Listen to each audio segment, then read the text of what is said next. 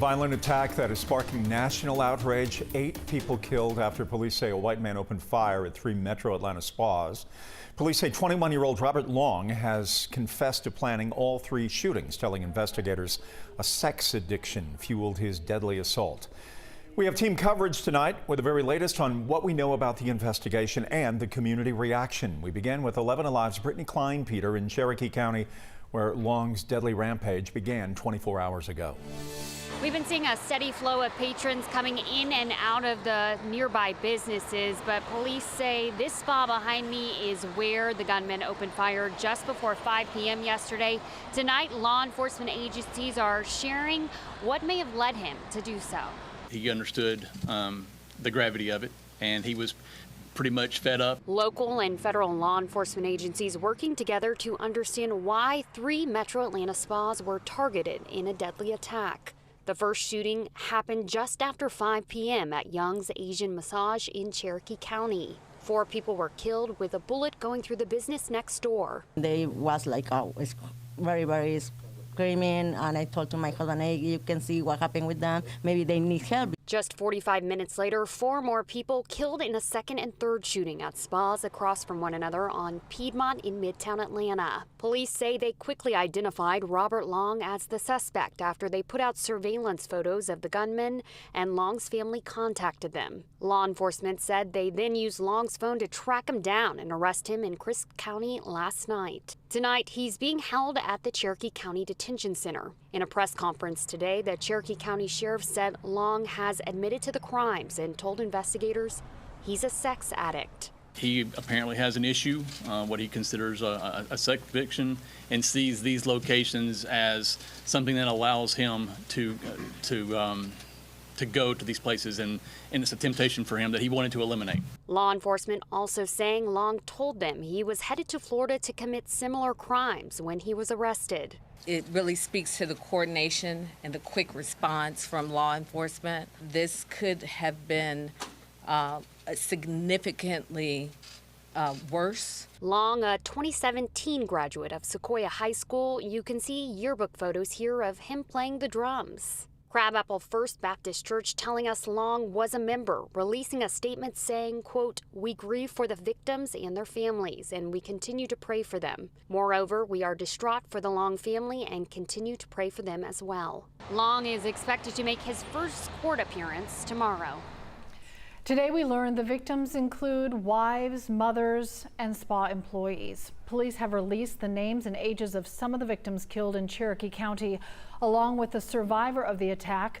Delana Yawn was among those killed. Just married in August, her cousin says Delana and her husband were on a date at the Cherokee County Spa on Tuesday night when she was killed.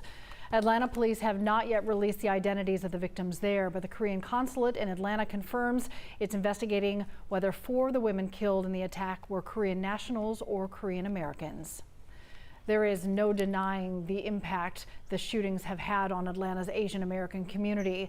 The crime stoking more fears on top of the racism many tell us they have experienced during the pandemic. 11 Alive's Shanu Her shares their perspectives.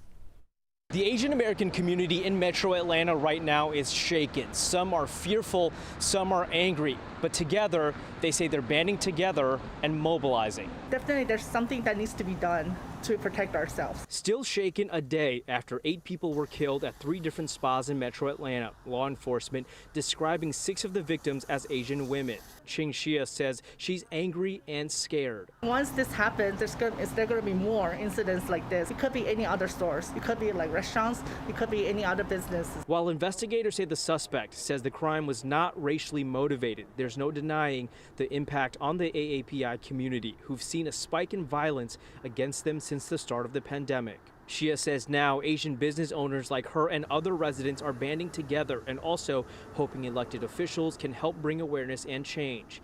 Georgia State Rep Marvin Lim from the 99th District says he's already been in meetings with other leaders addressing this incident and future change. But first, he says it starts with helping the victims of the shootings and their families. What's coming next is for state leaders and others in the community to ensure that our voices are heard in the larger dialogue about what's happening with violence towards minorities.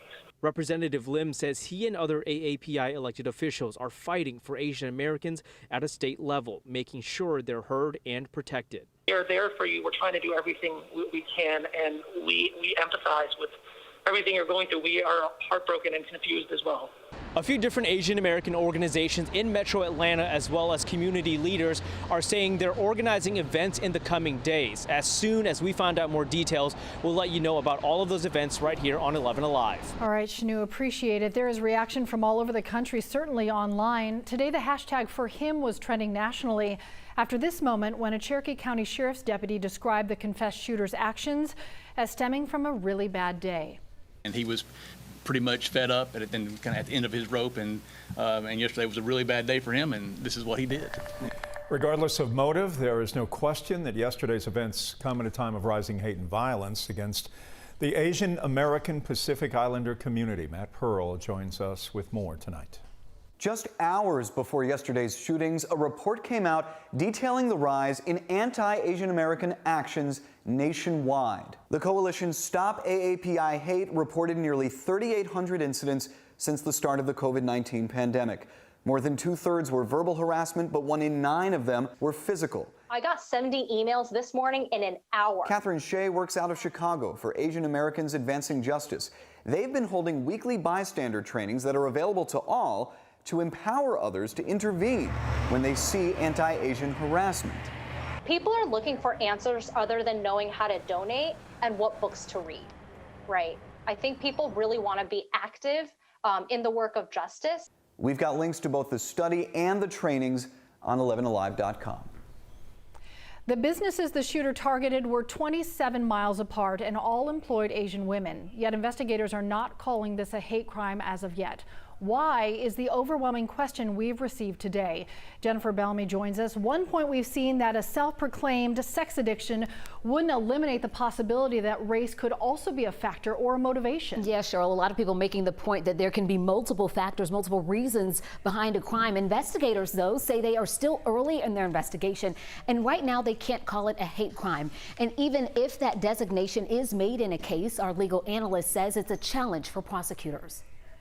It's always difficult for a prosecutor to prove what's inside a person's mind or what's inside their heart. How do you show exactly what it is that motivated this particular crime?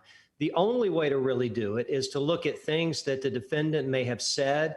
Many times we'll see that on social media. We'll see that in maybe, the person's keeping a digest or a diary. We'll find it from other evidence about that person's life. Have they exhibited this type of hate or animus towards a particular group in other parts of their world? They'll look for that type of evidence. And then they'll look at the circumstances of the crime to see if there's any sort of a pattern. Obviously, in this case, we have a very obvious pattern. Paige, they're saying also that murder is a more serious crime, and law enforcement will work to address that before adding in a hate crime, which in Georgia carries a lesser penalty. Georgia's hate crime law is still new, less than a year old. Governor Kemp just signed it into law last June following the killing of Ahmaud Arbery in South Georgia. Before signing that law, Georgia was one of only 4 states without a hate crime law on the books.